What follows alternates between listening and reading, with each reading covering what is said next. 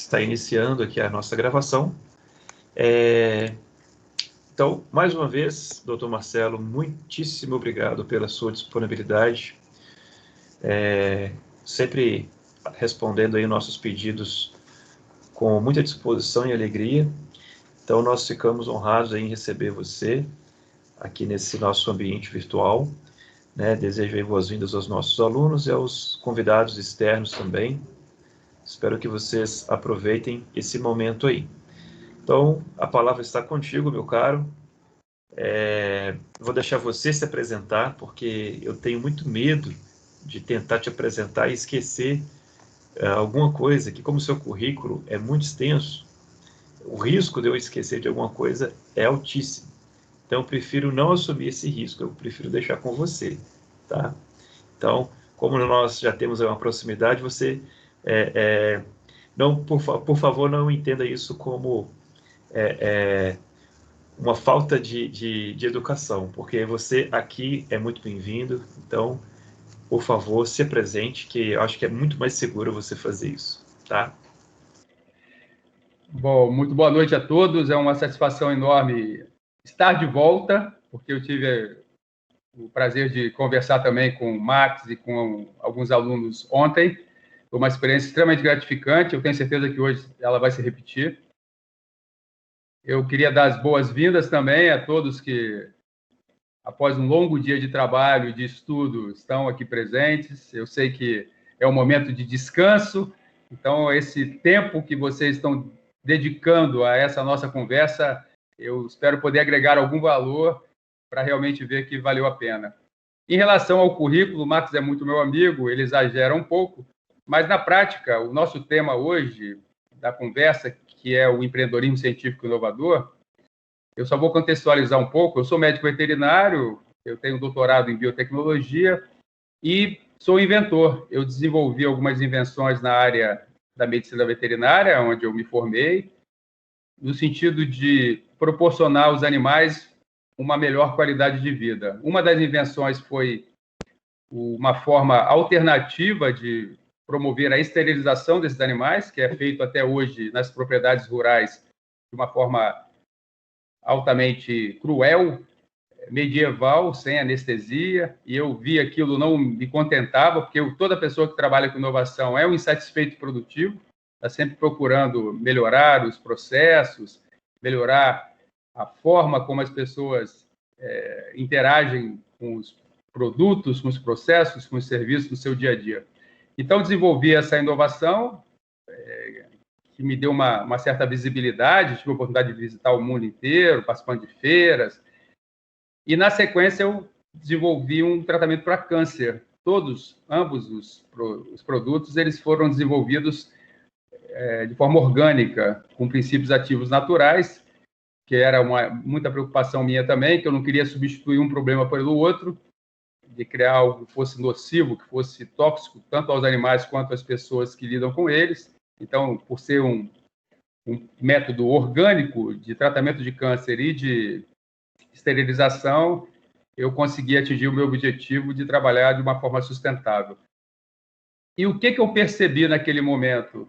Que esses produtos que eu desenvolvi, essas invenções, elas tinham um potencial de mercado enorme, porque o público-alvo para o qual essas invenções se destinavam é um público-alvo global, que são os animais, né? Assim como os seres humanos.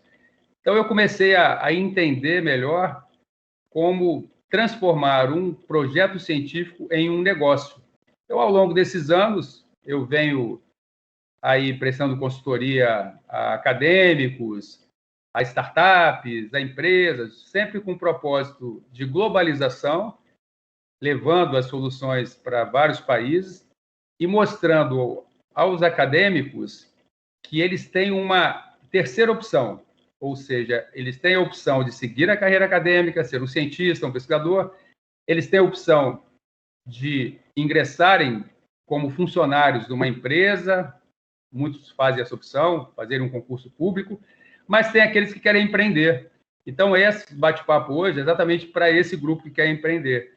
que quer transformar o seu projeto de TCC, de mestrado, de doutorado, em um negócio. Esse é o nosso grande objetivo, de ajudar vocês a mostrar como foi minha trajetória e, a partir do meu exemplo, a partir dos erros que eu cometi, dos acertos, tornar o caminho de vocês mais fácil, menos tortuoso. Então, basicamente é isso. Vai ser uma grande satisfação estar aqui. Estou à disposição para contribuir. Muito bem, muito bem. Marcelo, você falou aí da sua carreira e eu queria entender melhor, né, e se você puder compartilhar aí com a turma, assim, considerando toda esse desafio de pegar algo científico, algo que você desenvolve dentro da universidade, algo que você tem ali durante uns 6 meses para fazer um projeto, 1 ano, né? Seja iniciação científica, um TCC, enfim, algo que você desenvolve dentro da universidade. Como que é possível transformar isso em um empreendimento? É possível? E como que seria possível? Perfeitamente. E eu queria esclarecer um pouco melhor. Quando se fala em ciência, empreendedorismo científico inovador, muitas pessoas elas já pensam que eu estou me referindo somente a projetos que tenham como base a química, a bioquímica, a biologia, ou a ciência da computação de dados, que vai gerar aí os aplicativos. Não. Quando eu falo de ciências, são todas as ciências, áreas do conhecimento, tanto as exatas, humanas, biológicas, agrárias, ou seja, uma pessoa pode perguntar, mas eu estou fazendo administração de empresas, mas eu estou fazendo economia, como que eu vou transformar isso em um negócio? Você pode transformar em um negócio, não só abrindo o seu próprio escritório de consultoria na área que você optou, no direito, na contabilidade, na administração, como também criar elementos inovadores, como, por exemplo, uma consultoria remota por meio de utilização de um aplicativo, uma plataforma web, usando a inteligência artificial. Em suma, tem várias possibilidades de qualquer acadêmico, de qualquer área, se tornar um empreendedor. E essa minha vivência, não só no Brasil, como em diversos países, eu fui coletando informações, fui fazendo as minhas pesquisas de opinião, fui vendo as dificuldades que as pessoas encontravam e criei uma metodologia, porque para que você consiga ter sucesso em qualquer coisa na vida, você tem que ter método. Isso para tudo na sua vida. Sua vida pessoal, sua vida estudantil, sua vida profissional. Você tem que ter uma disciplina de seguir algumas etapas e, dessa forma, você até condiciona o seu cérebro. Eu também trabalho com neurociência. Então, se você não criar esses circuitos neurais que façam com que seu cérebro entenda a importância de se cumprir cada etapa com disciplina, com foco, dificilmente você atinge o resultado. Então, o instrumento, que eu chamo de instrumento empreendedor, eu não gosto desse termo ferramenta empreendedora, acho ferramenta algo muito grosseiro para se referir a empreendedorismo, nada contra, mas ferramenta me remete ao pedreiro, ao marceneiro, e a inovação e empreendedorismo é algo mais refinado, então eu prefiro esse nome instrumento, que lembra instrumental cirúrgico, algo da minha área. Então, esse instrumento que eu criei, esse instrumento pedagógico, metodológico, ele se baseia em 6 etapas, que eu chamo de CSPs, que é o Genoma da Inovação, que ele começa abordando as pessoas, segue com a percepção, posteriormente com o produto, depois com o planejamento, a proteção e, finalmente, a promoção. Falando de forma muito resumida o que engloba, o que contempla cada uma dessas etapas, essa receita de bolo para empreender. Nesse primeiro módulo, nessa primeira etapa, que são as pessoas, é o momento no qual você desenvolve o seu autoconhecimento, a sua autoliderança, a inteligência emocional, que a gente costuma dizer, no meu caso, eu elenquei como elementos-chave da inteligência emocional, autoestima, autocontrole, autoconfiança e empatia. Por quê? Que essa primeira fase é fundamental. Se você quer empreender, primeiro você tem que saber controlar suas próprias emoções, seus próprios sentimentos, de forma que você tenha equilíbrio emocional para lidar com situações de estresse que são muitas, quem empreende sabe disso, não é fácil, ainda mais no Brasil, que é um país complexo, leis complexas, tributação excessiva. Você tem que interagir com pessoas, no meu caso, eu converso com pessoas do mundo inteiro toda semana. Então, você tem que lidar com temperamentos diferentes, além do idioma, evidentemente, mas os temperamentos. É diferente você negociar com um chinês, com um coreano, com um americano, com um alemão. Então, isso tudo requer inteligência emocional, requer esse equilíbrio. Então, nessa primeira etapa da metodologia, a gente aborda muito essa questão emocional.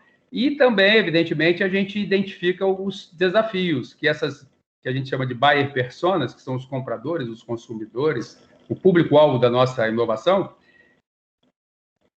como eles pensam, o que eles precisam para tornar a vida deles mais fácil, mais confortável, mais segura, mais saudável. Na sequência, a gente aborda a questão da percepção, que são os instrumentos metodológicos para desbloquear a criatividade. A criatividade, ao contrário do que muita gente pensa, não é um dom, é uma competência. Qualquer um pode se tornar criativo. Por que é importante a criatividade? As grandes empresas hoje, as startups mais bem-sucedidas, elas têm como característica pessoas criativas. A criatividade é a base da inovação. Para você ter inovações disruptivas, você tem que ser criativo. O terceiro passo, o terceiro P, é o produto. É o momento que você tira a sua ideia do seu cérebro e tangibiliza. Você cria um protótipo, justamente para fazer a validação desse protótipo junto ao público-alvo. É a construção em conjunto, a construção da sua solução juntamente com o público. Por exemplo, a gente conversou ontem na aula que o Max me convidou também, e houve uma determinada pergunta que eu comentei a respeito. 98% dos produtos lançados no mercado, eles falham. Falham por quê? Porque normalmente eles são criados, projetados, desenhados dentro de laboratórios de inovação das grandes empresas, quer sejam elas de eletrodomésticos ou de aplicativos, de celulares, porque não se ouve o público-alvo, não tem essa interação. Se você for das empresas mais bem-sucedidas como a Apple, como Microsoft, Google, Facebook, LinkedIn, nos Estados Unidos, eu já tive a oportunidade de ficar lá há algum tempo, eles realizam reuniões semanais, eles convidam público-alvo para testar os equipamentos, para interagir, para opinar em tempo real. Eles não esperam desenvolver todo um produto para chegar no final, lançar o produto e ver que não funciona, que não é aquilo que o público gostaria. Então, quando a gente fala sobre protótipo, sobre produto, a gente aborda muito essas questões. Na sequência, a gente fala sobre o planejamento, que é você saber elaborar um plano de negócios, um modelo de negócios.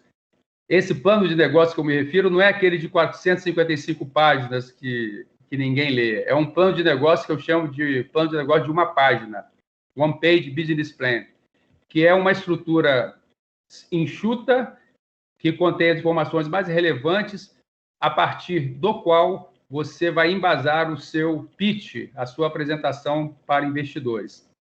No quinto módulo dessa receita, no quinta etapa dessa receita, desse bolo que a gente vai chegar no final, a gente tem a proteção. Eu costumo dizer que quem não sabe proteger a sua propriedade intelectual dificilmente vai ter sucesso com a inovação. E se tiver, vai sofrer muito e provavelmente muitos prejuízos econômicos, porque se você não proteger a sua ideia, o seu projeto, a sua tecnologia, você corre um sério risco de tê-la copiada, de tê-la utilizada de forma indevida por alguém sem receber por isso. Então, a gente fala muito sobre a questão da proteção da propriedade intelectual. E, para finalizar, a sexta etapa dessa receita, o sexto P, é a promoção, que é o momento em que você vai se apresentar para o investidor buscando esses recursos. São investidores anjo, são os venture capital, são os fundos de investimento, e até mesmo a gente aborda essa questão da submissão de projetos para os editais de fomento, como elaborar o edital. Então, todos esses conhecimentos, eles são super importantes para quem quer seguir na carreira empreendedora e inovadora, porque são competências, atitudes e habilidades que, sem elas, você dificilmente vai conseguir sobreviver nesse oceano vermelho que é o empreendedorismo, o mercado. A gente tem que procurar sempre navegar no oceano azul. Então, Marcos, basicamente, são esses passos que a gente segue. Legal, obrigado. Até aqui, alguém gostaria de fazer alguma pergunta? Aqui o momento é livre para que vocês possam interagir com o nosso convidado, tá? Então, por favor, aproveitem. Não desperdicem essa oportunidade. Alguém gostaria de perguntar alguma coisa nesse sentido? Um de cada vez para não termos tumulto. Ninguém? Bom, parece que até o momento não, Marcelo. Nós temos aqui 47 pessoas, tá? Nesse sentido aí, que você falou sobre essas etapas, quando a gente pensa num projeto, a gente idealiza, né, algo e tenta, depois de colocar no papel, tenta buscar recursos, tá? Dentre os recursos, né, a gente tem que pensar nos recursos financeiros, claro, né? Por mais irrisório que seja, talvez a gente venha a ter essa necessidade, mas, além disso, o que eu queria te perguntar, considerando toda essa sua experiência aí, nessa sua trajetória, como você já participou de vários editais, vários programas aí de avaliação, além do dinheiro, além do recurso, o que você acha que é importante uma pessoa que gostaria, né, de empreender? Qual que seria a dica para essa pessoa ter êxito? Bom, antes de entrar na questão provavelmente dos editais, eu queria só reforçar a primeira etapa dessa nossa receita do empreendedorismo científico inovador, quando a gente aborda as pessoas, que atualmente existe o Fórum de Davos, na Suíça, todo ano ocorre, o Fórum Econômico de Davos. Se vocês tiverem a curiosidade de pesquisarem, todo ano eles elencam quais são as 10 competências mais importantes para o sucesso de um empreendedor, de um indivíduo que queira militar no ramo dos negócios. E é muito interessante que, há 5 anos atrás, a criatividade e a inteligência emocional, elas estavam entre 7º e 8º lugar nesse ranking. Hoje, elas ocupam as 3 primeiras posições. Onde eu quero chegar antes de abordar a sua pergunta, provavelmente dita da questão do financiamento? O que a gente percebe muito hoje em dia, que tanto as startups quanto os empreendedores, eles estão muito mais preocupados em aprimorar as suas competências técnicas do que os seus, que são os chamados hard skills, né? Do que os soft skills, as competências socioemocionais. Então, antes de entrar na questão financeira, eu costumo dizer que a gente tem que primeiro trabalhar o nosso emocional, as nossas competências socioemocionais, que são, como eu falei, a empatia, a autoestima, autocontrole, a autoconfiança, porque os futurólogos, eles preveem a substituição gradual do ser humano pelas máquinas. Hoje, por exemplo, nos Estados Unidos, se você for computar o número de consultas médicas que é feita via internet, é maior do que as consultas presenciais. E são consultas feitas por robôs. Da mesma forma que a inteligência artificial já está emitindo laudos médicos e também pareceres jurídicos com muito mais eficiência que muitos médicos e advogados. Ou seja, a tendência é que as máquinas, a inteligência artificial, ela vá cada vez mais substituindo os postos de trabalho daqueles que não acompanharam a evolução, obviamente. Mas existe ainda uma limitação para as máquinas, para a inteligência artificial, que são justamente os soft skills, a inteligência emocional, a empatia, o controle, a autoestima. Onde eu quero chegar? Antes de se pensar em empreender, antes de se pensar em criar um negócio, primeiro pense em desenvolver as suas competências socioemocionais, porque para um grande CEO de uma empresa, é preferível, ou para o investidor, aí eu estou entrando na sua pergunta, quando eu já ajudei várias startups a buscarem recursos financeiros, quando, por ocasião do pitch, da apresentação da tecnologia, do negócio, os investidores, eles priorizam o empreendedor e não o negócio. O negócio, ele pode ser muito bom, pode ter uma perspectiva de lucro muito grande, mas se o empreendedor não demonstrar que ele tem essa inteligência emocional, essa capacidade de interlocução, ouvir as críticas de forma aberta, querendo sempre melhorar, a tendência é que o investidor ele procure um empreendimento não tão bom, mas que tenha na sua frente um empreendedor que tenha essa inteligência emocional.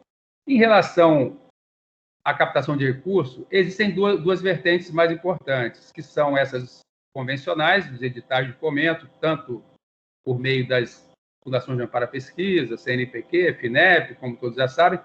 Também existem os editais de empresas particulares que lançam esses editais da inovação aberta, lançam um desafio e abrem as possibilidades de apresentação de propostas.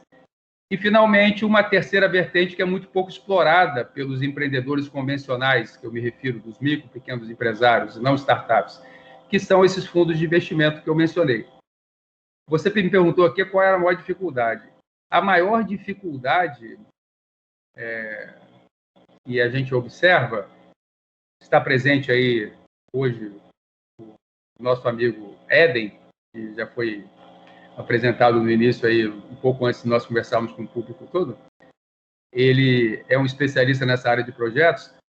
O que se fala com muita propriedade é que no Brasil hoje não faltam recursos para investir em empresas inovadoras, em startups. Faltam bons projetos. Então, infelizmente, as pessoas não sabem escrever um projeto. Esse é um ponto falho que as instituições de ensino, quer seja ensino médio, técnico, superior, elas deveriam frisar isso com muita prioridade. Da mesma forma, a minha opinião era que, da mesma forma que existe uma disciplina de iniciação científica, onde os alunos eles aprendem a formatar uma hipótese científica, aprendem a formatar um experimento, aprendem o que é grupo controle, o que é placebo e por aí vai, deveria também existir uma disciplina para ensinar os alunos a formatar projetos de submissão a editais. Poderia até ser uma disciplina optativa, né? Não seria, não digo para ser incluída na grade obrigatória. Por quê? Porque de que adianta você ter um bom projeto se você não sabe como colocá-lo em um formato que o investidor ou que uma agência de fomento possa entender como sendo adequado. E, para finalizar, uma dica importante para quem está nessa fase de submissão de projetos, que poucas pessoas se atentam, é não fazer a engenharia reversa. O que significa isso? Começar de trás para frente o preenchimento. Qual é o primeiro ponto que você tem que ver quando vai preencher uma proposta com base em um edital de fomento? Quais são os critérios de avaliação e os seus respectivos pesos? Ou seja, se você identifica que naquele edital o critério de potencial de mercado ele tem um peso 2 ou peso 3 e vai contribuir aí com 30% da sua pontuação, você tem que formatar a sua proposta ligada, evidentemente, a esse potencial de mercado. Nem que você tenha que fazer um ajuste para atender ao que vai ser julgado. Porque muitas vezes as pessoas elas têm a sua ideia, o seu projeto, elas simplesmente transcrevem essa ideia para o papel, de acordo com os itens, os objetivos específicos, gerais, mas esquecem que o que vai realmente fazer a diferença na aprovação ou na não aprovação vai ser o enquadramento dos critérios. Então, é só essa dica que eu queria deixar e dizer, mais uma vez, que não faltam recursos financeiros, apesar de toda a crise que a gente vive, faltam bons projetos. Legal, bom saber disso aí, hein? E antes de eu colocar mais uma pergunta aqui, queria saber se o pessoal tem dúvida, se algum colega nosso gostaria de fazer perguntas ao Marcelo, nosso convidado. Ninguém? Gustavo, tudo certo, Gustavo?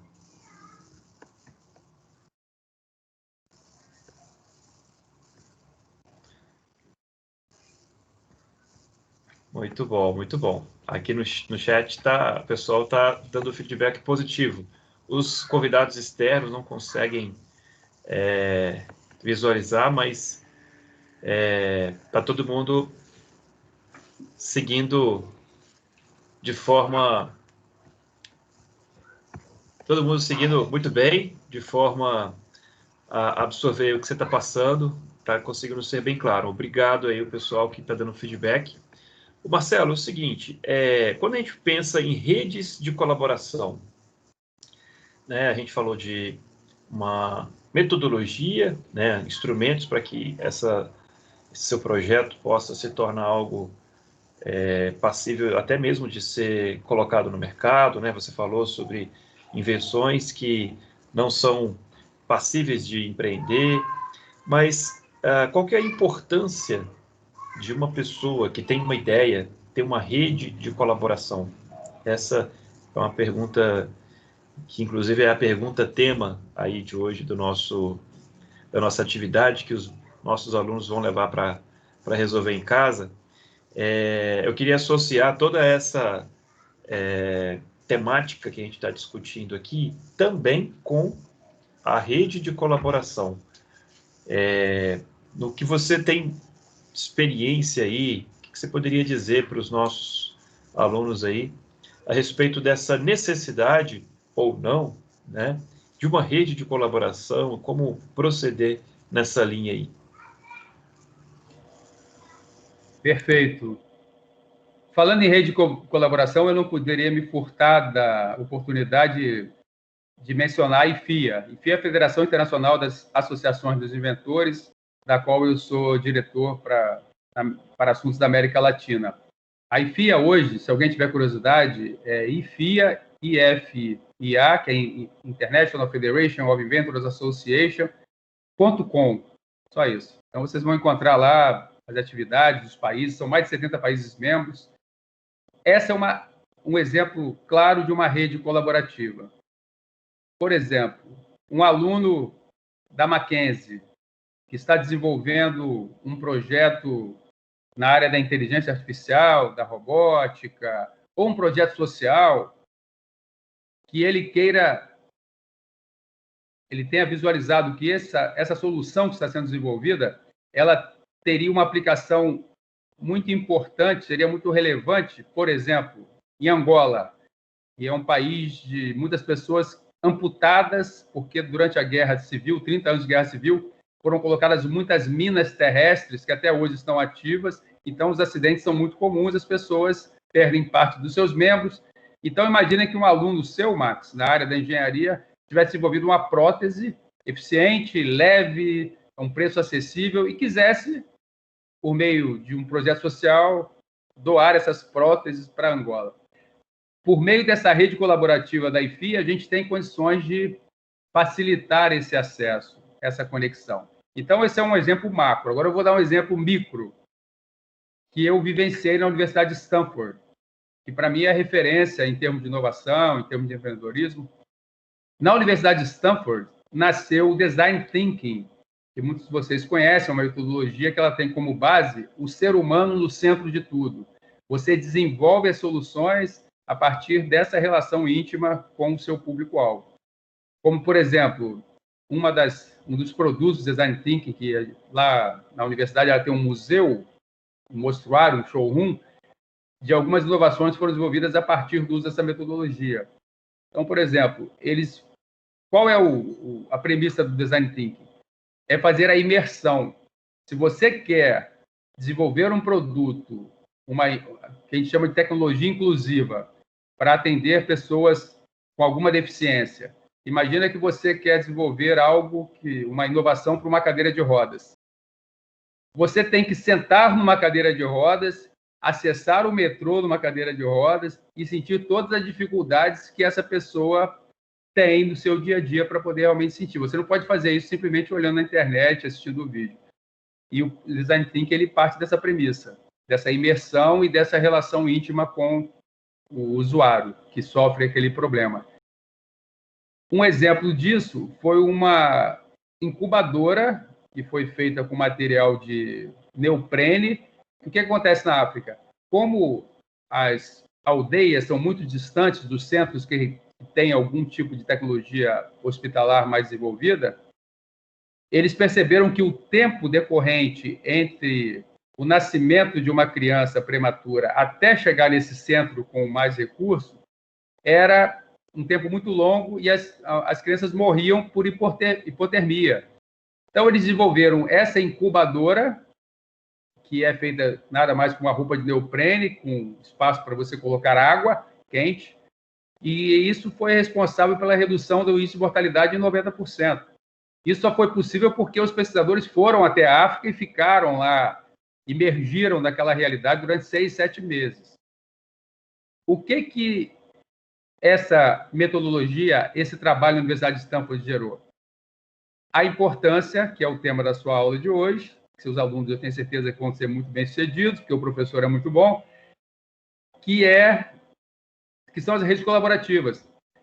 Aí eu vou para o micro, que é para o ambiente acadêmico, o seu ambiente, por exemplo, a Mackenzie.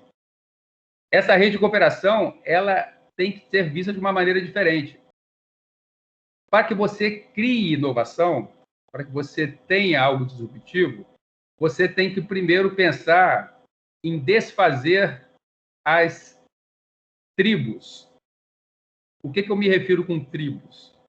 Normalmente, as pessoas da engenharia convivem com as pessoas da engenharia, criam os grupos de estudos da engenharia, criam grupos de estudos da medicina veterinária, e assim sucessivamente. É normal, é a tendência. Mas isso é péssimo para a inovação. Isso é péssimo. Se você não conversa com pessoas de outras áreas, você dificilmente vai ter uma ideia disruptiva. Nada melhor do que vocês aí, por exemplo, eu sei que vocês têm incubadora, têm aceleradora, e já provavelmente devem fazer isso, né? Mas a ideia é que uma vez por semana, pelo menos, foi o que foi feito na Universidade de Stanford, que iniciou esse desenvolvimento do Design Thinking. Se eu estou desenvolvendo um trabalho na minha área, medicina veterinária, biotecnologia, e eu converso com alguém que trabalha com a robótica, alguém que trabalha com a inteligência artificial, alguém que trabalha com machine learning, alguém que trabalha com psicologia, porque eu tenho que saber psicologia, eu vou lidar com o cliente, eu vou lidar com o investidor, eu vou lidar com meu colega de trabalho. Se você consegue reunir todas essas ciências, essas competências, habilidades e atitudes, a tendência é que você tenha uma solução tecnológica ou não muito mais bem elaborada, com muito mais barreiras de entrada, que é um termo que a gente usa muito na inovação. Barreiras de entrada, na verdade, são elementos que dificultam que os seus competidores vençam a disputa com você. Então, esse tema é extremamente importante, Max, que você disse. Essas redes colaborativas, elas devem existir intra-instituição, que eu mencionei, e eu tenho um termo que eu gosto muito de usar, que são redes trans e multidisciplinares. Então, esse termo não existe, eu inventei. Eu sou inventor, então...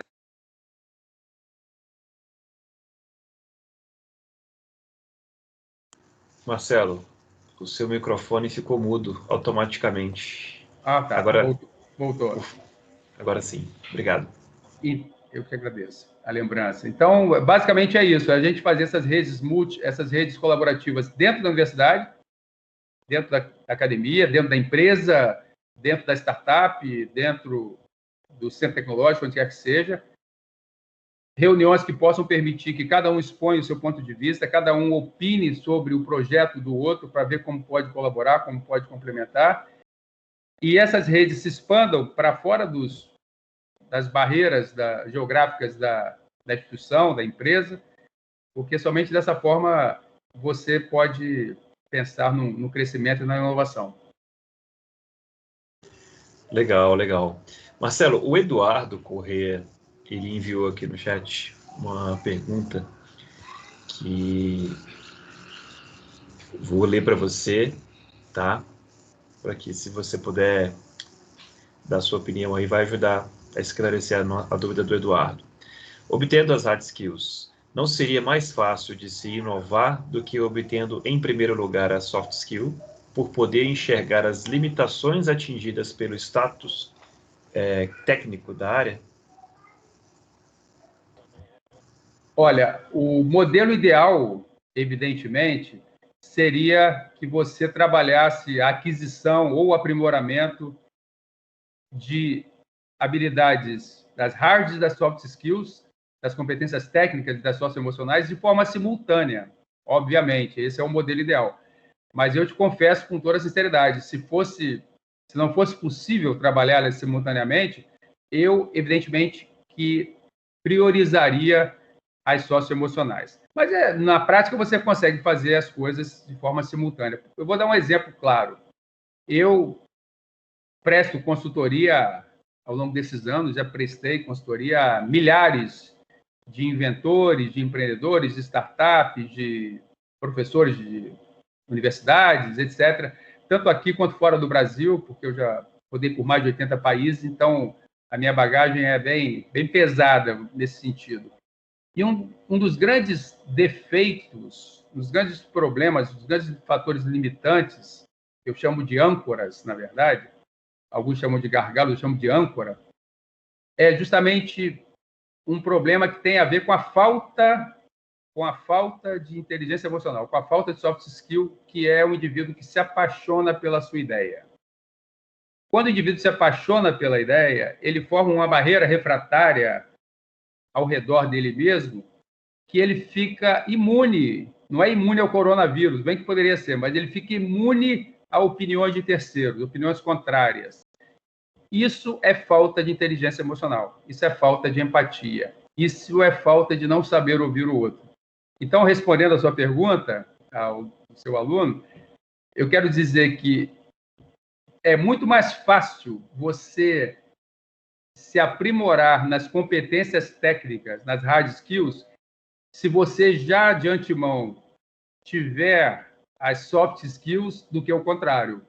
Então, muitas vezes, já percebi em diversos países e com centenas de pessoas, que elas falharam, falharam e faliram, gastaram tudo que tinham, investindo em algo que não tinha nenhum tipo de potencial, porque na visão delas ia resolver o problema do mundo, justamente por não terem a soft skill. Então, a minha resposta para você é a minha opinião, não é a verdade absoluta, é a minha opinião pela minha experiência. A inteligência emocional, autocontrole, autoconfiança, autoestima, empatia, elas são fundamentais. E reforço aqui, não se apaixone pela sua ideia. Ouça. Só para complementar, já tive vários casos de quando vem até mim me perguntar sobre a opinião de um projeto. Eu não vou falar aqui, não vou citar nenhum exemplo, porque pode ser que o autor esteja assistindo. Então, eu vou deixar em aberto. Mas os projetos primeira pergunta que eu faço é o seguinte: você quer ouvir a minha opinião verdadeira ou você quer ouvir algo que você fique feliz? Aí a pessoa, não, é claro, estou aqui perguntando porque eu quero saber a opinião sincera. E muitas vezes, quando você emite a sua opinião sincera, a pessoa fica zangada com você, ela se ofende, acha que você está até desmerecendo todo o trabalho, os anos de dedicação. E muitas vezes eu já saí de uma reunião com uma pessoa com uma insatisfação muito grande e se queixando até, não verbalmente, mas pela sua linguagem corporal. E eu voltei a encontrar essas pessoas num futuro próximo e elas me relataram que saíram muito chateadas comigo aquele dia, ofendidas, magoadas, seguiram no projeto perderam muito dinheiro porque insistiram, e que pena que não me ouviram antes, e vieram me agradecer depois, algumas, né, que tiveram humildade para agradecer, dizendo que eu falei o que elas precisavam ter ouvido e elas não ouviram. Então, ratificando, as soft skills, elas são a base do sucesso. Interessante isso aí. Eduardo, ele conseguiu responder a sua pergunta? Ficou claro para você aí, Eduardo?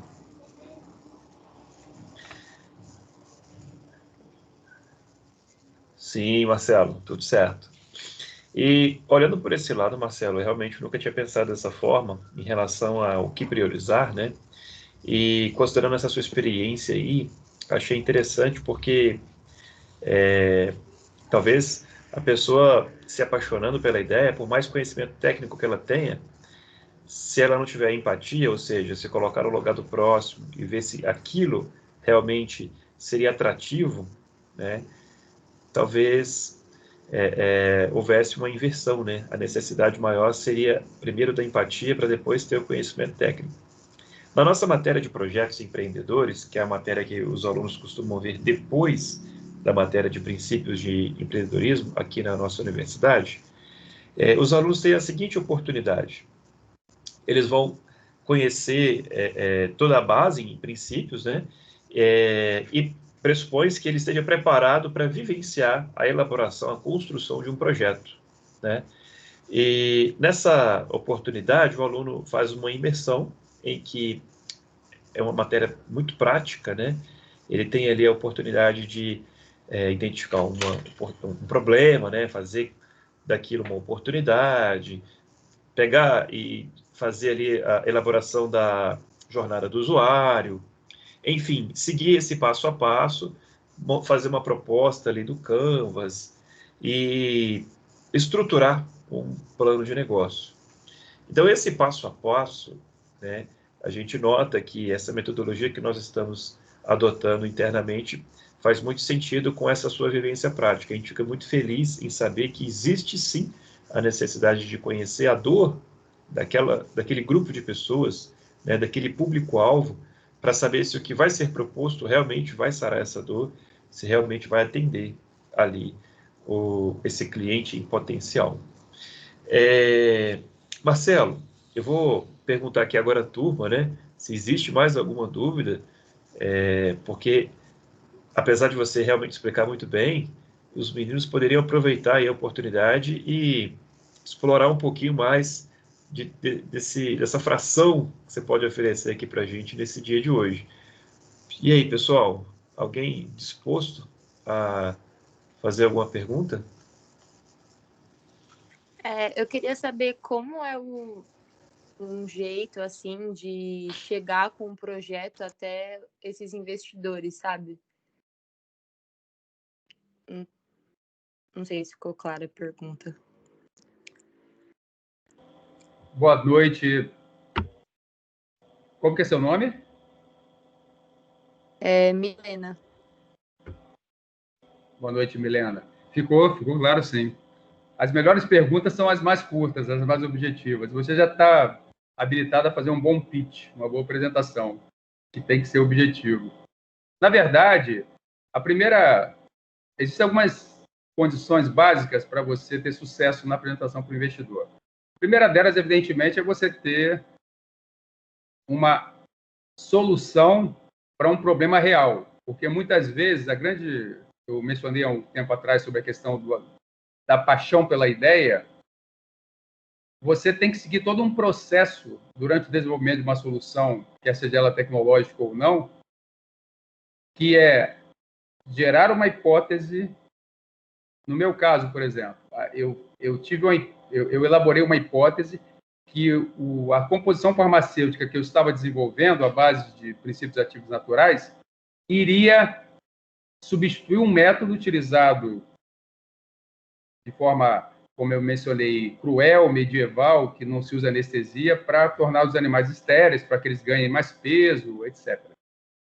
A minha premissa, a minha hipótese era que aquele produto iria diminuir o sofrimento do animal e isso ia, evidentemente, gerar uma empatia por parte dos seus proprietários, iriam adotar a minha metodologia. Só que eu percebi, na prática, que não havia preocupação no Brasil, como não há, com o bem-estar animal. Eles não se importam, eles querem ver só o lucro.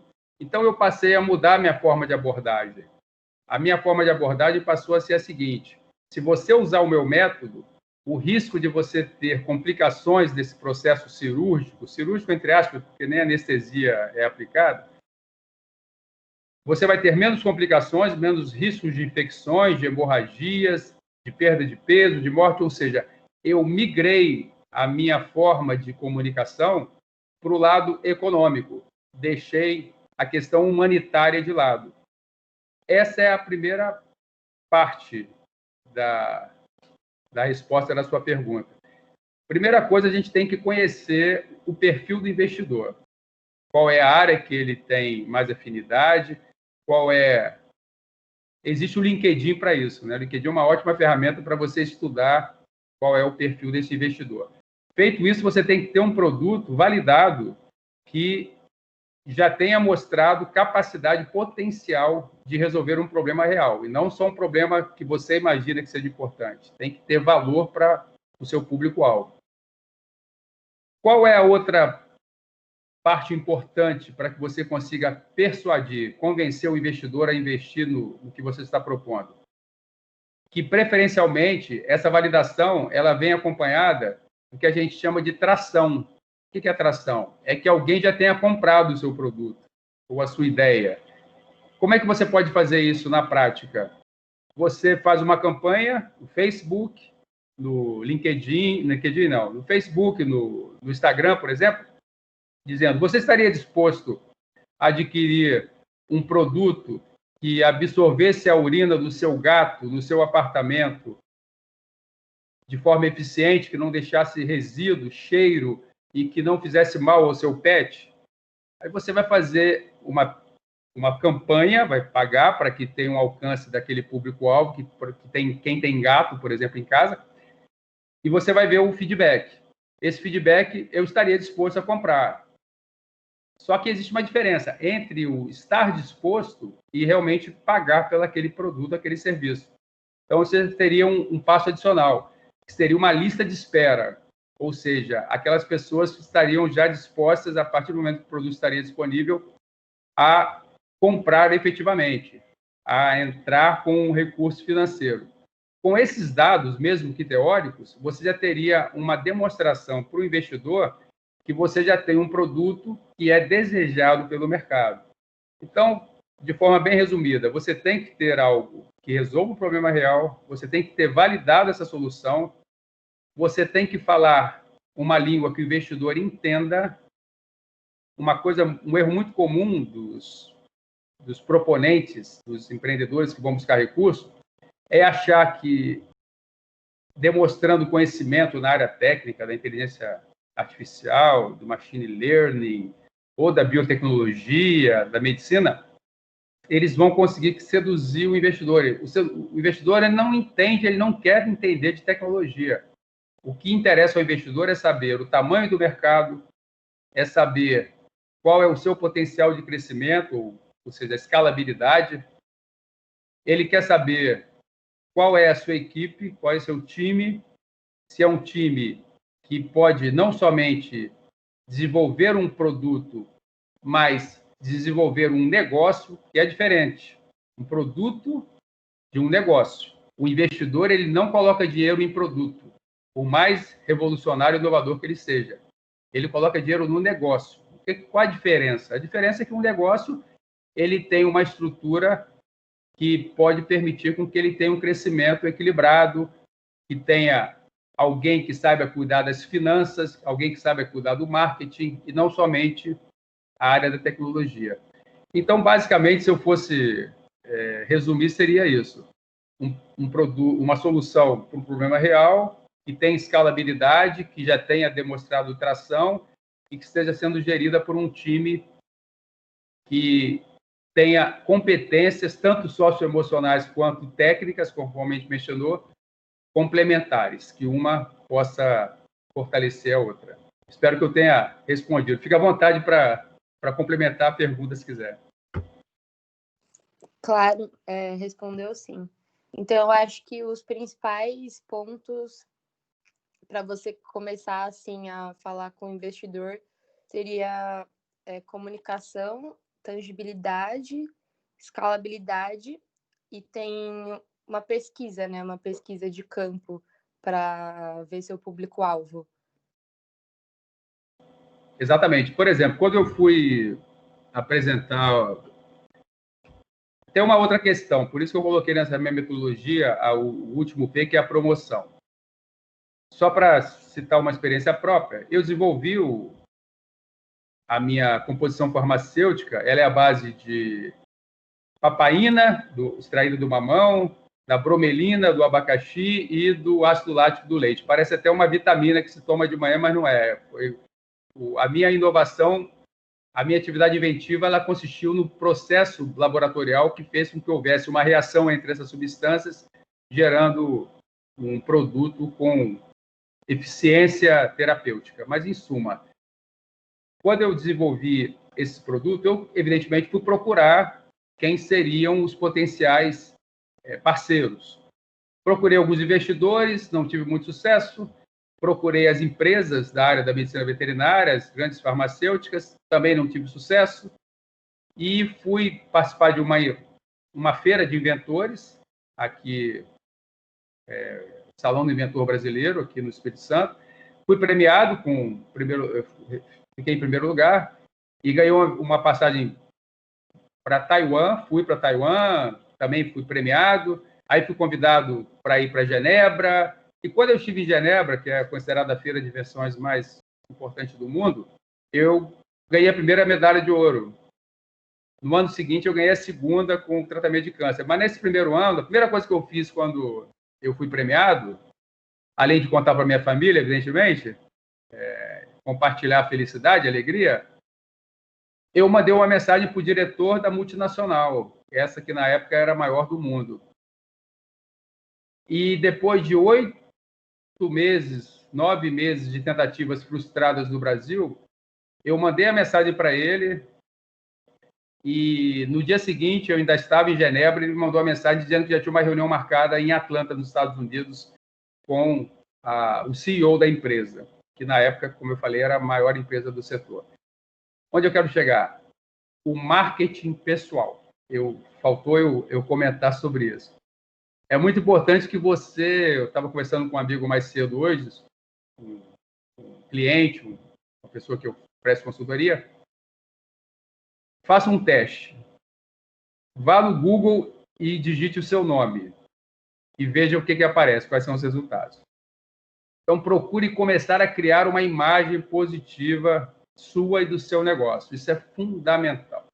Eu só consegui essa entrevista em Atlanta, nos Estados Unidos, porque eu ganhei essa medalha de ouro em Genebra. E essa medalha não aconteceu por acaso. Eu vim trabalhando isso durante muito tempo. Então, a primeira coisa que o investidor vai fazer quando ele recebe um convite para participar de uma rodada de apresentações de pitch, ele já recebe de antemão, ele não é pego de surpresa. Ninguém acha que o investidor ele vai ter o primeiro contato com aquela empresa, aquela startup naquele momento. Ele já recebe, com antecipação, a relação dos projetos que vão ser apresentados. E ele já vai pesquisar, ou ele ou a assessoria, evidentemente. Nem sempre ele tem tempo.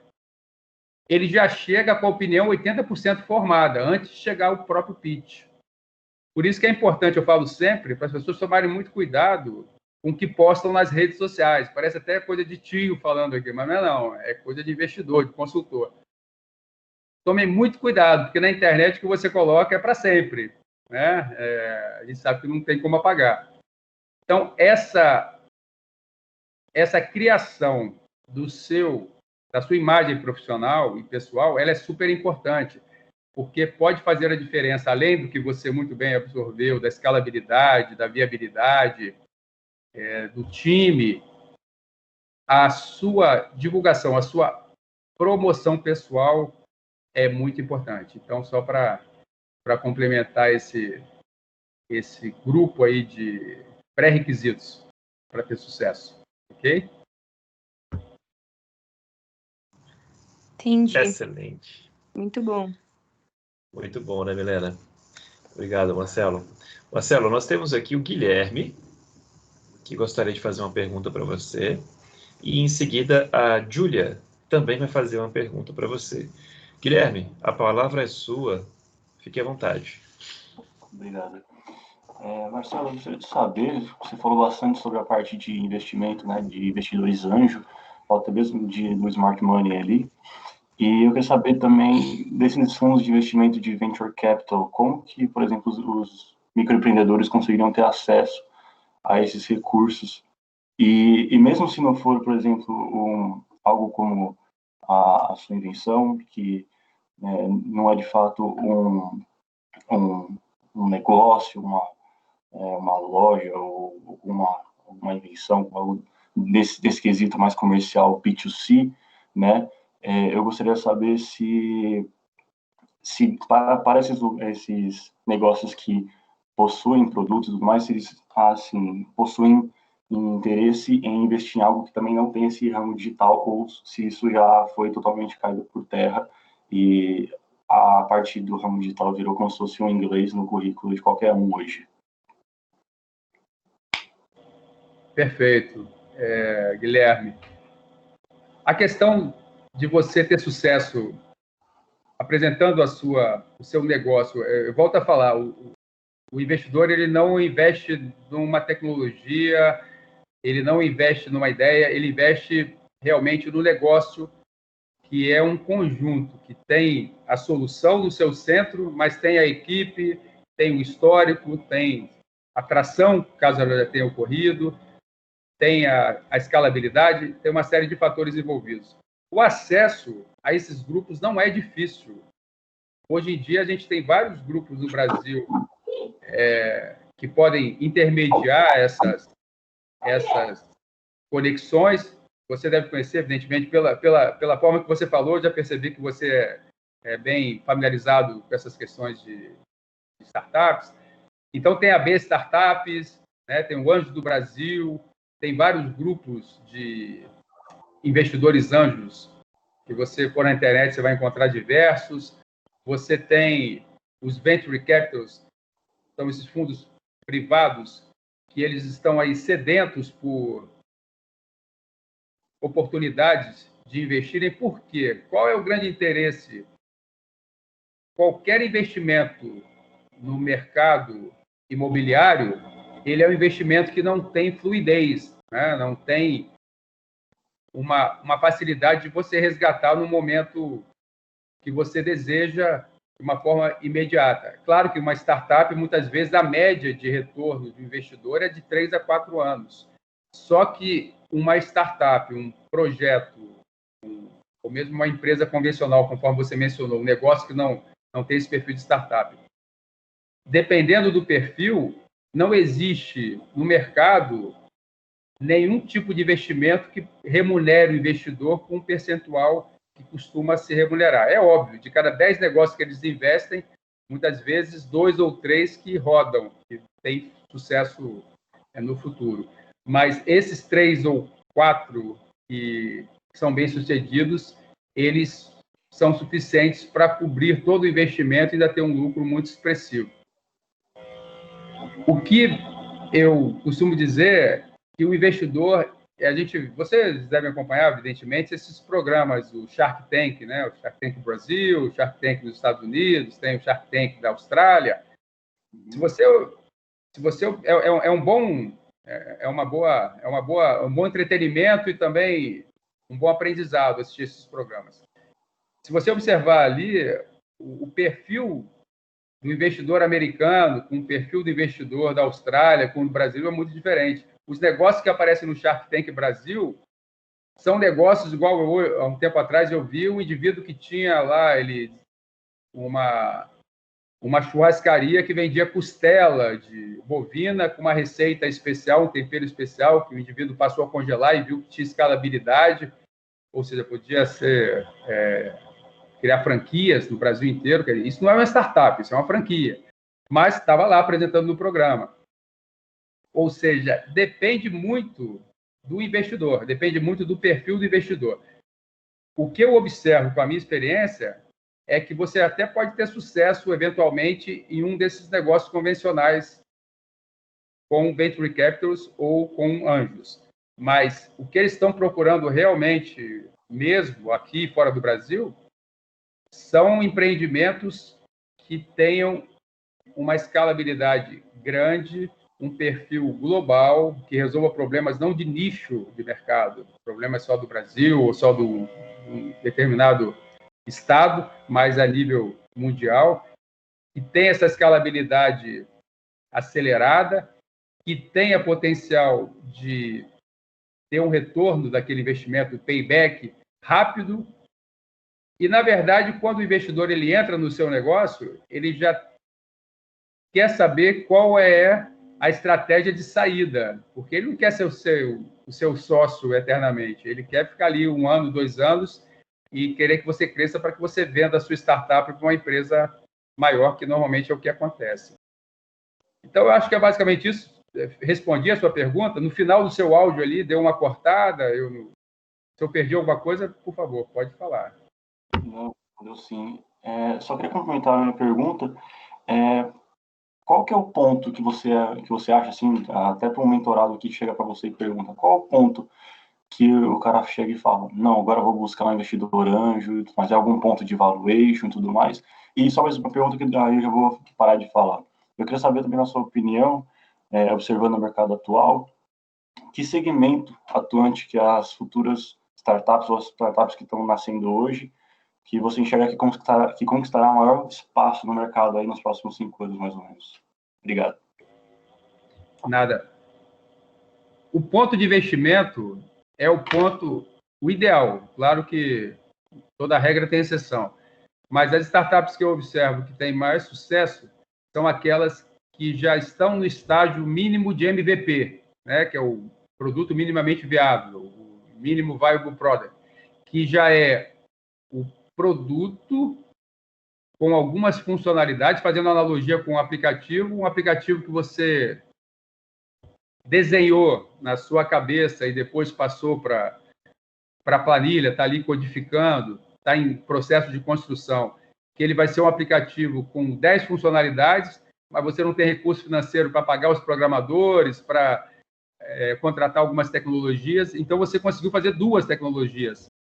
É o suficiente para você mostrar para o investidor, para ele entender que você tem potencial de entregar o produto final, que são as 10 funcionalidades daquele aplicativo, por exemplo. Então, o MVP é um passo muito grande para que você conquiste a confiança do investidor, para ele saber que ele não está investindo num protótipo que não vai se transformar num produto de mercado. O outro momento é a atração. É como eu falei, é você já ter conseguido comercializar, ou pelo menos ter a garantia da intenção de compra de um produto. Uma forma muito interessante, muito fácil, rápida e eficiente de você validar o seu produto, a sua ideia, são as plataformas de financiamento coletivo, que vocês conhecem.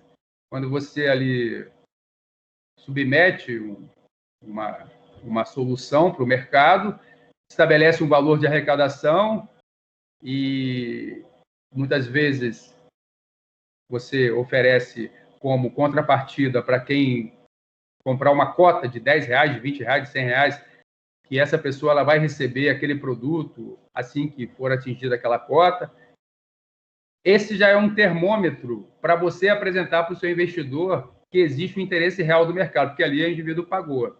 Então, seria basicamente isso. Você ter tração, ter um MVP já para mostrar que não é só fantasia, não é só teoria, é prática. E a outra questão que você falou da tendência, o que eu tenho observado, eu faço parte de comissões julgadoras de feiras de inovação. Então, agora, por exemplo, eu julguei projetos de feira no Istambul, feira na Alemanha, feira na Índia de inovações. O que a gente tem observado?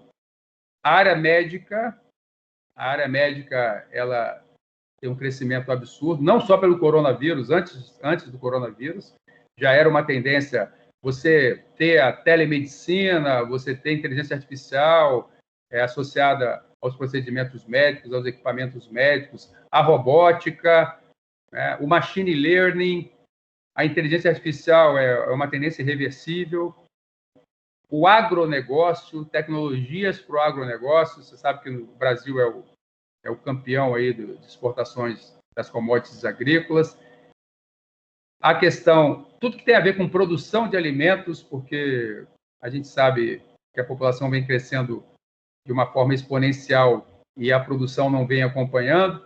Então, tudo que você puder aplicar para aumentar a eficiência dos processos produtivos e aumentar a qualidade de vida por meio de saúde, proporcionar saúde às populações, são tendências que dificilmente você erra quando investe nessas oportunidades.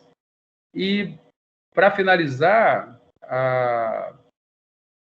até uma startup que eu invisto, que é uma área muito importante, que é a manutenção preditiva, que são aquelas tecnologias que você utiliza na indústria para prever uma possível pane no equipamento, um possível mau funcionamento e fazer uma manutenção antes que aquele equipamento tenha que ter o seu funcionamento interrompido, porque isso numa empresa grande, uma empresa, dependendo do segmento, gera milhões de reais uma hora desse equipamento parado. Então, são esses segmentos, basicamente, que eu mencionei para você. Medicina, agronegócio e tudo aquilo que tem a ver com machine learning, com inteligência artificial e internet das coisas também, o famoso IoT. Legal demais, Marcelo. Obrigado. Marcelo, a Júlia gostaria de fazer uma pergunta para você. Júlia, você está aí ainda? Sim, dá para me escutar? Claro, sim. Boa noite, Marcelo. Eu tenho uma dúvida em relação a projeto, se as mesmas coisas que seria para um produto, a gente também pensaria para um serviço. Seguir essa ideia do MVP, de fazer um pitch. Essa é a primeira pergunta. A segunda é em relação após um certo gás assim, no projeto, né? Se seria benéfico entrar com uma universidade como meio de vinculadora, assim, né, de empreendedora do próprio projeto. Perfeito. Em relação à validação do MVP, é exatamente a mesma lógica. Vou dar um exemplo bem claro que eu gosto muito. Você conhece o Airbnb, né? Que agora, por sinal, com essa pandemia, sofreu uma perda financeira gigantesca, as pessoas pararam de viajar. Então, o Airbnb, que é esse serviço de locação de quartos, de casas, tá, no mundo inteiro. Eu não sei se vocês sabem a origem do nome Airbnb. Você sabe qual é, Max? Por que chama Airbnb? Max? Vou deixar você falar. Então, é interessante. O B&B, todo mundo sabe que é bed and breakfast, café e cama, né? Hospedagem e café da manhã. Esse air, de ar, pouca gente sabe o significado. Eu gosto muito de procurar as origens das coisas, porque isso aí a gente conversou no bate-papo de ontem, quando me perguntaram sobre criatividade, sobre inovação, eu falei que a base da inovação é a criatividade, a base da criatividade é a curiosidade. Então, eu sou muito curioso. Quem quer ser inovador tem que ser curioso. Tem que ser, às vezes, até meio chato de perguntar, usar muito porquê. Então, o Airbnb foram dois colegas na Califórnia que eles tiveram a ideia de alugar o quarto. Eles moravam numa república, tinha um quarto vago, então eles resolveram alugar o terceiro quarto. Só que eles não tinham grana. Então, o que eles fizeram? Eles tinham um colchão de ar, né, aquele colchão, e eles foram simplesmente num site de anúncios gratuitos, da própria universidade e colocaram lá que estavam alugando aquele quarto para estudantes de outras cidades, outros países e tal. E tiveram sucesso, assim, rápido. E aquilo foi um MVP para eles, né? Foi um mini produto viável que eles fizeram. Eles não gastaram nada, e aí eles usaram, depois, tinham outros colegas que tinham também outros quartos disponíveis, outros cômodos disponíveis, e eles passaram a fazer esse tipo de validação, até que chegaram a um ponto que eles perceberam que era um excelente negócio. Aí partiram, evidentemente, para a busca de investimento, aí criaram essas plataformas com seus respectivos aplicativos, em suma. Mas foi uma validação que não custou nada. E foi uma validação, não foi de uma tecnologia, foi de um serviço de hospedagem. Por isso que o nome é Airbnb. Ou seja, o procedimento é o mesmo, essa validação de um serviço, o que o investidor quer saber é isso. Tem quem queira pagar?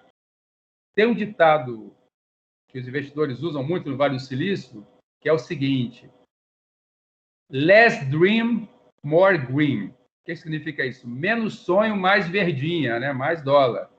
Porque muitas vezes, é como eu falei naquele exemplo anterior, eu tinha um ideal muito nobre, que era criar algo para poupar os animais do sofrimento. Só que eu percebi que se eu continuasse com esse meu discurso, eu não ia chegar a lugar nenhum, porque os investidores não estão preocupados com isso, nem mesmo os proprietários. Eles querem ganhar dinheiro. Às vezes chega lá um cara fazer um pitch no Shark Tank, o cara conta a história da vida dele, que é órfão, que os pais morreram num acidente trágico, o cara chora, todo mundo do Shark Tank chora. Aí quando o pessoal fala, eles vão investir nele agora, né? Porque o cara, coitado, a história é tão triste dessa, fala, ó, a sua história é muito linda, mas seu negócio não quero, não me interessa, estou fora porque não vai ter rentabilidade. Então, em resumo, é esse processo idêntico do produto e do projeto. A gente realmente não tem que deixar o coração na frente, tem que deixar os números na frente. Qual foi a minha estratégia? Eu me adequei ao investidor, à fala do investidor, ao desejo do investidor, foi mostrar como ele ia ganhar dinheiro com o meu projeto. Ele entendeu e eu pude,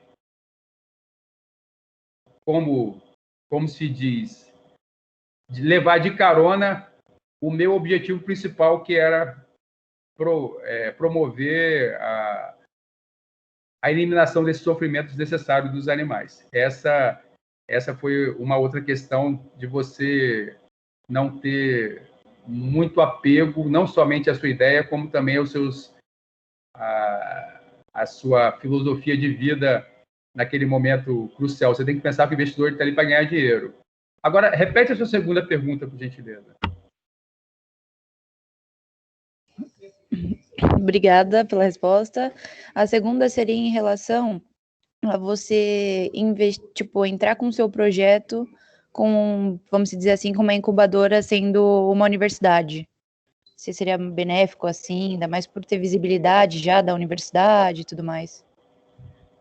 Júlia, perfeito. Na verdade, esse projeto, na verdade, é uma filosofia que eu venho implantando há muito tempo, venho divulgando, que é o empreendedorismo científico inovador, que parte dessa premissa, da importância do ambiente acadêmico para você desenvolver o seu projeto. Se você tem essa veia empreendedora e você vai enveredar esforços junto com o seu professor orientador para fazer o seu TCC, ou se você já está fazendo o seu mestrado ou doutorado, dentro de uma universidade, você tem uma consultoria e uma assessoria da mais alta qualidade. Eu ainda brinquei na conversa de ontem, quem que pode ter um professor Max 2 vezes por semana, podendo esclarecer as dúvidas durante o desenvolvimento de um negócio? E assim como tem o professor Max, tem outros professores com o mesmo gabarito em diversas áreas. Ou seja, a universidade é um terreno extremamente fértil para você desenvolver o seu negócio. Sem falar, você já antecipou a resposta, na chancela que essa universidade confere a qualquer projeto. Existe uma dificuldade muito grande no Brasil, que é a relação da academia com o setor produtivo. Existem várias teorias que tentam explicar essa dificuldade, eu não vou entrar nesse mérito, não é o nosso assunto, mas, infelizmente, isso é um fator dificultador, porque muitos empreendedores, startups, muitos inventores, eles querem que eu ajude nessa maturação do negócio, nessa internacionalização, mas eles não têm essa validação ainda acadêmica, científica, evidentemente, dependendo do projeto.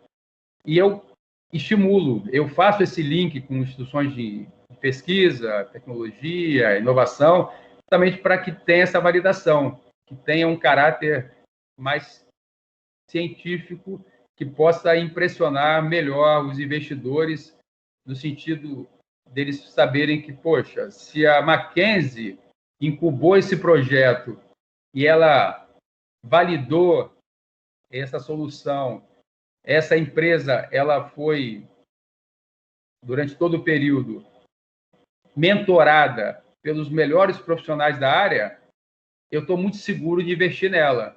Agora, se o indivíduo vai apresentar um projeto que ele fez na garagem da casa dele, embora a HP lá no Vale do Silício tenha nascido numa garagem, mas, de qualquer forma, isso é muito romântico, mas na prática não é bem assim que funciona.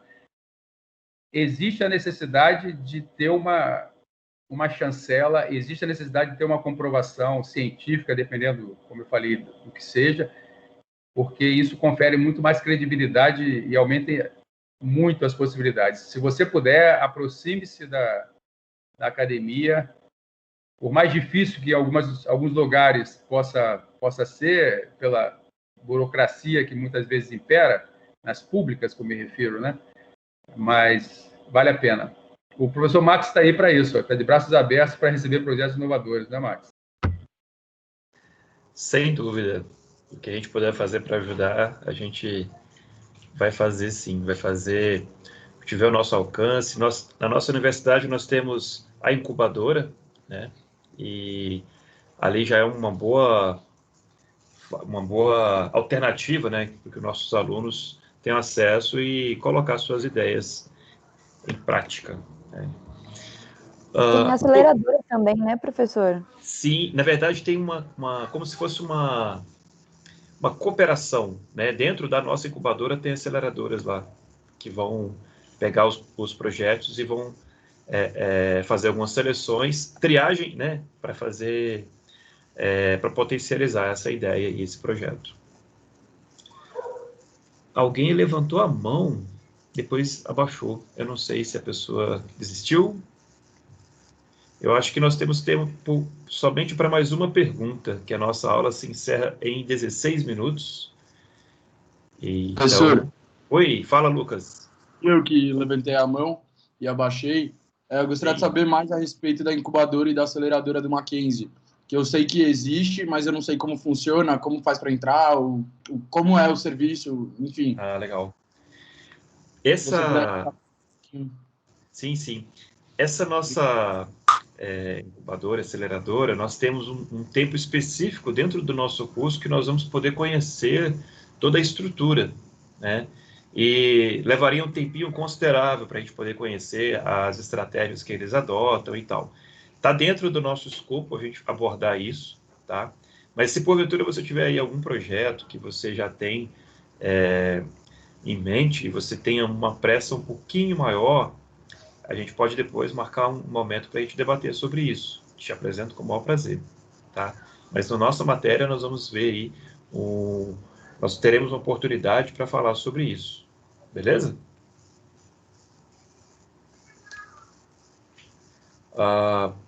Olha só, uma última pergunta, Marcelo, para encerrar. A gente tendo aí um projeto, seja de iniciação científica, seja de TCC, se eu publico ele, eu já matei ele já não vale mais nada, ou eu posso pegar esse projeto e empreender com ele? Existe essa possibilidade? O que você sugere aí? Ótima pergunta. Isso é uma pergunta bem recorrente. O que acontece? Quando você desenvolve um projeto tecnológico que tenha potencial, que tenha perfil de ser patenteado, é por isso que a gente fala muito da importância da propriedade intelectual, do conhecimento básico da propriedade intelectual, da proteção da propriedade intelectual. existe uma questão. É importante que dentro de uma universidade, como é o caso da de vocês, tenha um setor responsável por essa análise dos projetos para identificar se um projeto que está sendo desenvolvido, mesmo na iniciação científica ou no mestrado, doutorado, ele tem esse perfil de receber uma patente. Caso ele tenha, o ideal é que esse pedido seja feito antes da publicação dessa monografia, dessa tese, dessa dissertação. Porque uma vez publicado, cai em domínio público, como o próprio nome está dizendo. Existe uma premissa que você só pode solicitar a proteção intelectual por meio de patente para aquilo que é novo, que é inédito, não só no Brasil como no mundo. A partir do momento que você já publicou, já colocou no domínio público, evidentemente que você deixou de... aquele projeto, aquele produto deixou de ser inédito. Porém, existe ainda uma possibilidade. No Brasil, nós temos um instrumento que chama-se período da graça. Então, imagina que numa feira acadêmica ou na defesa da monografia, da tese ou dissertação, tenha sido feita essa divulgação, mas você pode, junto ao INPI, que é o Instituto Nacional de Propriedade Industrial, justificar essa divulgação tendo sido feita com fins científicos. Então, você ainda consegue resgatar essa condição de produto patenteado. Então, é muito importante, dentro de um segmento da universidade que queira trabalhar com inovação, porque, só para fechar, nosso tempo já encerrou, as universidades, elas têm que ficar atentas, quando eu falo universidades, faculdades, têm que ficar atentas sobre a importância desse apoio aos empreendedores, porque um produto que é desenvolvido numa universidade, uma venda, uma comercialização de patente ou licenciamento, pode ser o suficiente para puxar todo o investimento que ela fez em inovação, na implantação de uma incubadora, de uma aceleradora. Só para se ter uma ideia, a Universidade de Stanford de hoje, ela recebe mais de 500 milhões de dólares só de royalties. A Google foi criada dentro da Universidade de Stanford. A Universidade de Stanford, ela ganha royalties, participação na Google até hoje. Ou seja, investir em inovação, empreendedorismo é um excelente negócio para qualquer universidade. Por isso que a Mackenzie está investindo. E já queria deixar aqui o meu muito obrigado, que eu sei que você tem que cumprir o seu horário, tem a chamada para fazer com seus alunos. Muito obrigado, foi uma honra, satisfação. Eu agradeço a todos que estiveram conosco até nesse momento. Espero ter contribuído de alguma forma aí com alguma informação relevante. Marcelo, você contribuiu de forma exponencial. Foi, assim, muito bom mesmo. Eu acho que a discussão tomou, inclusive, um nível que eu não esperava, né? O nível das perguntas, você foi sabatinado aqui. O nível das perguntas foi bem interessante. Eu acho que você conseguiu responder com muita propriedade, tá? Dada, inclusive, aí o nosso horário, a gente não vai poder aqui colocar mais perguntas, né? Mas eu tenho certeza que o que você já deixou já contribuiu bastante. E para os nossos alunos, né, para o público externo que tenha interesse em saber mais, aprender um pouco mais com você, eu já deixo aí um insight, né? Que em breve, se assim for possível, né, se assim Deus permitir, o Marcelo ele vai ministrar um curso de extensão aqui na nossa universidade, e assim que eu tiver todos os detalhes, eu vou compartilhar com vocês as informações sobre esse curso, que eu acho que vale super a pena, porque ele vai explorar essa metodologia que ele criou. Então, acho que se vocês tiverem aí essa disponibilidade, é um baita investimento, porque conhecimento nunca é demais, né? Então, Marcelo, mais uma vez, muito obrigado. Foi um tempo precioso, tá? Espero que os nossos alunos todos tenham conseguido aproveitar. A gente não consegue aqui, né, dar uma salva de palmas para você, porque a gente não teria esse recurso, mas eu gostaria de saber aí se o pessoal poderia pelo menos ativar a câmera por alguns instantes para que a gente pudesse tirar um print e assim fazer um registro aí desse momento, que não é todo dia que a gente tem uma figura como essa falando para nós, né? O pessoal pode, por gentileza, ativar, só para a gente poder fazer o print?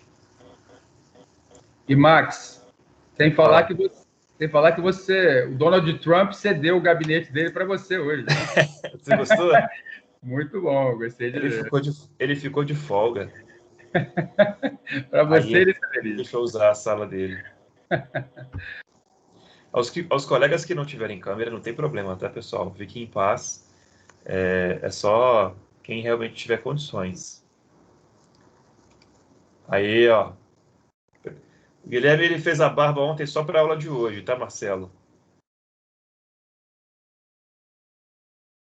O pessoal já se preparou. Vamos lá, eu preciso de mais 1, 2, 3, 4, 5 voluntários. Consigo aí mais 5 voluntários para que a gente pudesse fazer o print? 5 voluntários.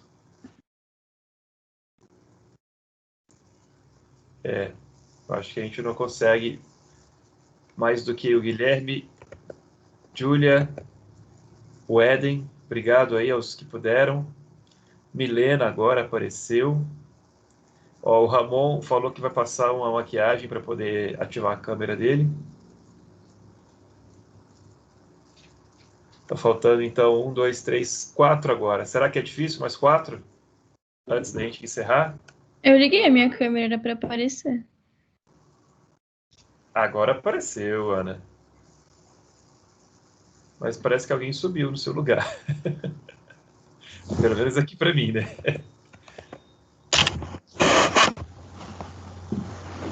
Ó, o Caio ligou. A Bruna tá ligando. Você Aí, consegue ó, ver todo mundo que está com a câmera aberta, professor? Luca que perguntou isso? Isso. Luca, você apareceu para mim. Então eu tenho aqui na minha tela Éden, Guilherme, Ana, Luca, Bruna, Milena, o Marcelo. Falta só mais 2 para completar minha tela. Para ficar bonitinho. Professor, eu não sei se com a atualização do Teams mudou, mas eu não consigo colocar em grade diferente para ver as outras pessoas. É É alguma porque eu coisa sou isso? organizador. Eu acho que é porque eu sou organizador. Talvez seja por causa disso. Ah, então deve estar limitado. Entendi. Ó, só falta um, hein, pessoal? Grade, Será eu que é vejo possível? 9 pessoas. 9? O meu tem grade. Depende. Só mais um. Consigo? Dou-lhe uma, dou-lhe 2. Sim ou não? Parece que... Aí, o Lucas. Muito bem. Ó, então todo mundo com um sorriso aí, porque eu vou fazer o print. Tá no 3, hein? Para todo mundo ficar bonito. Vou contar. 1, 2, 3. Vamos ver se deu certo. Vou fazer aqui uma prova, né? Vou revelar. Vou ver se deu certo. Ó, Milena, apareceu só seus dentes.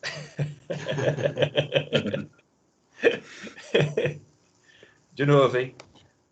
1, 2, 3. Aí. Muito bem. Marcelo, então, mais uma vez, muito obrigado. Obrigado aos que puderam ativar a câmera aí. Éden, convidado externo, obrigado. Todo mundo que participou aí de forma externa, muito obrigado. Tá? Agora eu vou seguir com os meus alunos. Né? O nome de vocês não está aqui na chamada, mas se vocês quiserem ficar para a chamada, pode ficar à vontade. Marcelo, sem palavras para agradecer. A Júlia está aqui agradecendo, o pessoal está mandando mensagem e agradecendo a sua disponibilidade, a sua palestra, o conhecimento que você pôde transmitir. E depois eu vou te passar o feedback também. Tá beleza?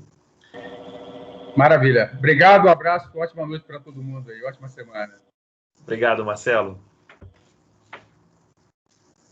Aí, a Júlia já está até sugerindo marcar uma vez por mês. Vamos lá, gente. Queridos alunos, vamos rapidinho aqui, tá? Eu vou falar um negócio rápido com vocês.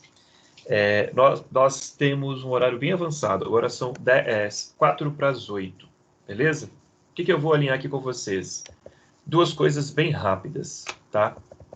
Duas coisas rápidas. Aqui, ó. Primeira coisa, seria muito bom se vocês pudessem responder esse formulário que eu estou colocando aí para vocês, que é o formulário que a gente já faz uso dele, né, que é a pesquisa de satisfação. É para eu conseguir fazer a leitura da percepção de vocês baseada nessa pesquisa aí que vocês respondem para mim. É muito importante que vocês façam isso, tá bom? Segunda coisa, e última coisa, eu não vou fazer mais nenhuma consideração. Eu não vou fazer chamada, tá? E no lugar da chamada eu vou colocar para vocês uma atividade. A atividade para essa semana já está disponível lá no Moodle, tá?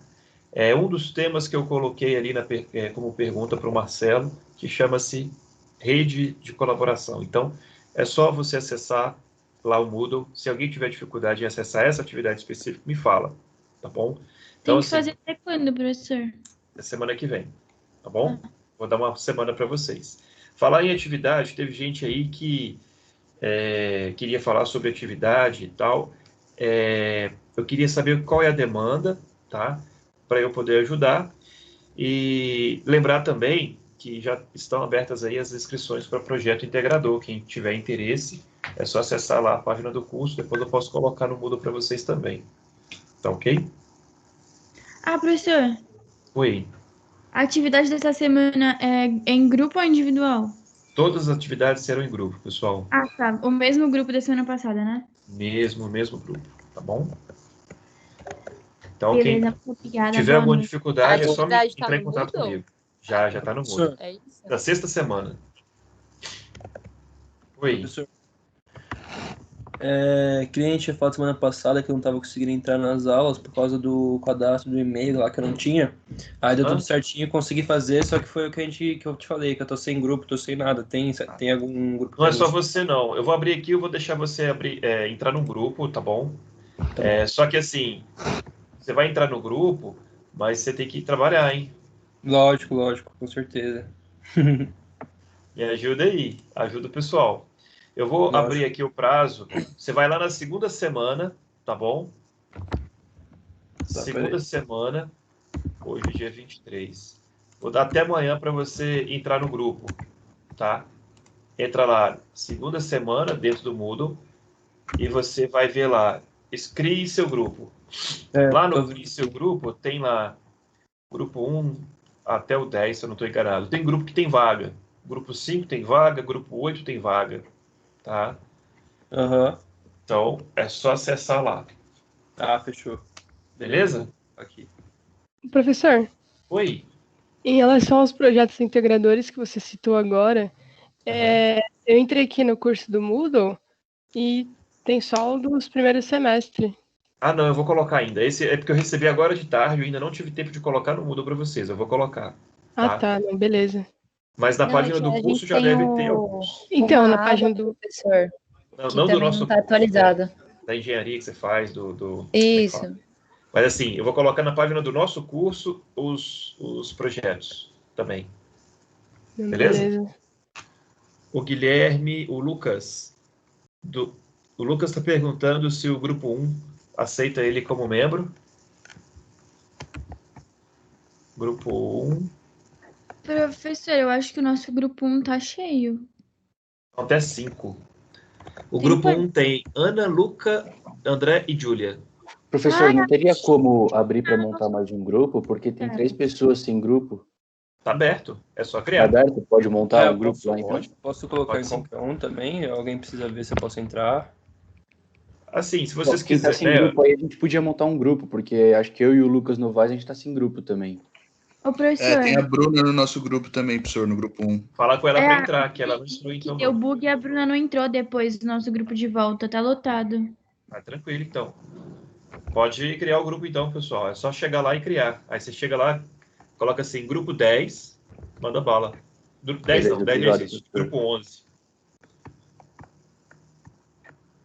Beleza?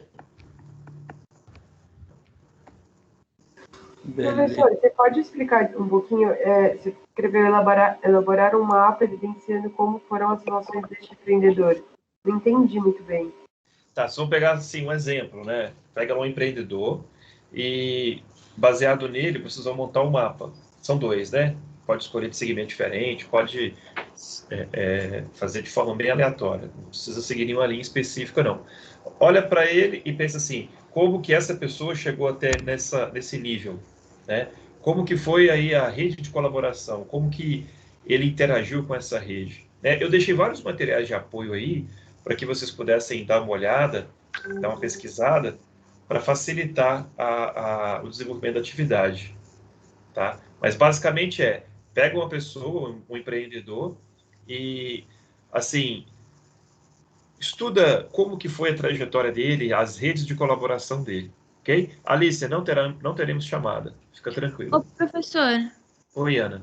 isso que você fala de fazer um mapa é só para organizar, né? Não precisa ser... Assim, tem ferramentas aí que vocês podem usar para, até online, inclusive, que vocês podem fazer, depois você tira um print e bota no trabalho. Tem ferramenta online que você faz mapa de rede de colaboração. Eu deixei uns links ali, talvez seja útil para vocês. Dá uma olhada lá. O 10 está cheio, Pedro. O 8, deixa eu ver aqui. Então, beleza, professor, boa noite, viu? Tá. Se vocês tiverem dúvida do meio da semana, pode mandar mensagem para mim. Eu coloquei o meu nome no 8 aqui, que tinha um espaço, tá bom? Para mim, tudo bem. Eu vou chamar o pessoal aqui para pedir o número. Beleza, então. Se vocês quiserem sair de um grupo e entrar no outro, ainda está livre, até amanhã. Ok? Espero que vocês tenham gostado aí da palestra. Beleza. Professor. Oi.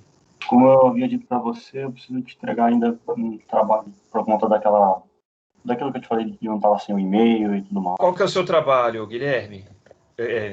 Qual é o tema do trabalho? Fala para mim. Não, são os trabalhos que eu não consegui te enviar, por exemplo, do DISC e tudo mais, sabe? É da terceira semana? É. Beleza. Pode ir lá na terceira semana, então. E está autorizado até hoje, 23/9, às 22 horas. Tá. Beleza? Hoje o dia é da semana 3 ou 4? Eu acho que é da 3, né? É, da semana 3, isso aí. Manda lá para mim, por favor. Ok. Obrigado, hein? Então tá bom. Professor. Oi, alguém queria falar comigo no final, nem lembro quem é. Sou eu, professor. Fala. Pode falar já? Sim, professor, claro. Eu já falei com o pessoal do meu grupo, do Telhado Sustentável, a gente já mandou um e-mail para o senhor, inclusive foi até bom a palestra de hoje. Foi. Ah, tá. A gente acabou de mandar. Ah, tá. Eu não vi. Um pouquinho antes da aula. Beleza. E a gente ficou com uma dúvida o seguinte, se continuar com um projeto com o senhor, a gente vai continuar, né, com esse, pode continuar com esse, ou você tem que desenvolver um novo? Ô, Lucas, esse semestre eu tô com uma proposta diferente. Eu consegui parceria de uma empresa, e a empresa vai trazer um desafio, tá? Então, assim, eu mudei um pouquinho o escopo, e a empresa que vai trazer o desafio para que os alunos possam tentar resolver, vamos propor aí uma solução, beleza?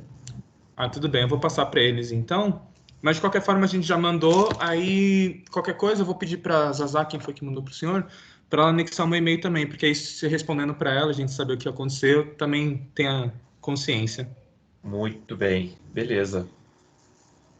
Obrigado, viu, professor? As ordens, Lucas. Vocês serão muito bem-vindos lá no nosso projeto, viu? Pode deixar. Um abraço aí. Alguma dúvida, pessoal, em relação a atividades? Eu acho que eu sanei a dúvida de todo mundo, né? Apesar de ter sido bem rápido aí.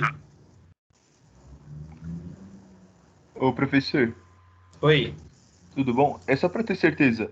Essa atividade avaliativa 3 é a que tem que fazer o mapa com o grupo, aí a gente envia para aqui nessa área. Isso, nessa mãozinha aí, que tá aí. Tá certo, só um do grupo envia. Um só, isso mesmo. E não esquece de colocar o nome do povo, não, senão fica difícil. Tá bom, muito obrigado. De nada. Ô, Pedro, dá um F5, né? Atualiza a página aí, porque tem 11 grupos aí. Beleza? É isso aí. Muito bom. Pessoal, obrigado aí pela presença. Eu vou encerrar que agora eu tenho uma aula em seguida. Combinado? Um abraço aí para vocês. Oi, Lucas. Boa noite, obrigado. Falou, abraço. Eu que agradeço aí. Tchau, tchau. Qualquer dúvida, vocês entrem em contato comigo lá depois.